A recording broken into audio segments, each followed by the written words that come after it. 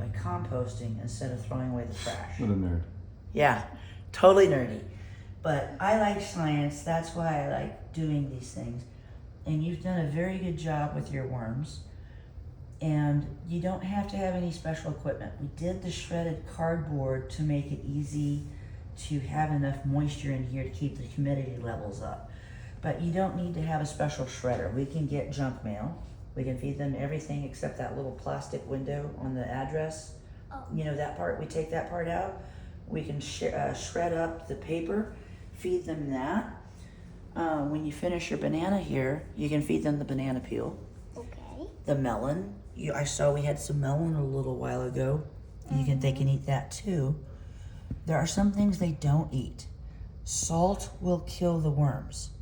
Sometimes bread is made with a lot of salt. Sometimes canned vegetables come with salt. So we don't want to hurt the worms by giving them salty food. Like if there's crackers with lots of salt on it, it's probably not a good idea to give it to the worms. Dairy is another thing they don't eat, or meat. They're vegetarians. So I'm looking for the fruit and vegetable scraps, coffee grounds, things that they can eat that won't hurt them.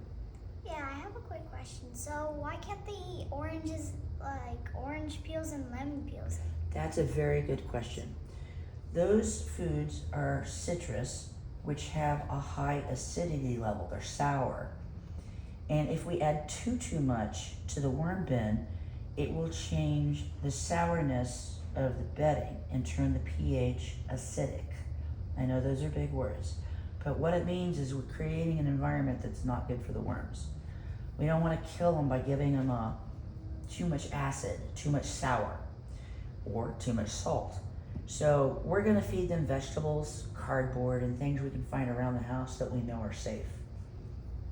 Did that answer your question about citrus? What about the inside of the orange? Like it's They can eat some of that. If you use small bits, like just the peel, you can bury that and they will eat that in the worm bin. What you don't want to give them is too much of the orange juice. That's the sour part. So sometimes we work with slushy and smoothie businesses. They have a lot of fruit pulp from blending up the fruit juices. So we'll take the grape peels, the orange pulp from orange juice, the blueberries, all of the stuff that goes through the juicer, and then the solid stuff that spits out the other end, the worms will eat that. We just don't feed them too much at once. So you can never have too much cardboard, which is your carbon, but you can have too much of the food waste, and that can cause the bin to go sour, which is too acidic, which would kill the worms. So it goes back to balance. We want a nice habitat for the worms to thrive because they like indoor temperatures.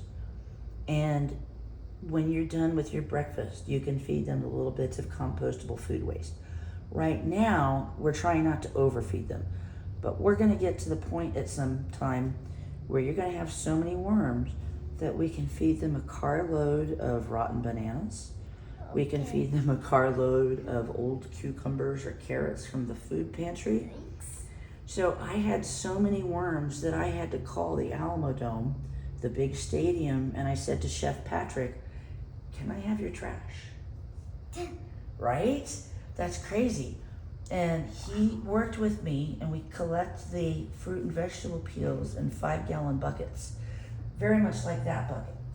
Oh, wow. So we get 20 of those every time we go to the Alamo Dome to pick up fruit and vegetable scraps. And my worms could eat a whole carload of buckets worth of food waste. So if we had a lot of people growing a lot of worms, we could compost a whole heck of a lot of food waste. Yikes. Right? I know, like carloads? Yes. And your garden is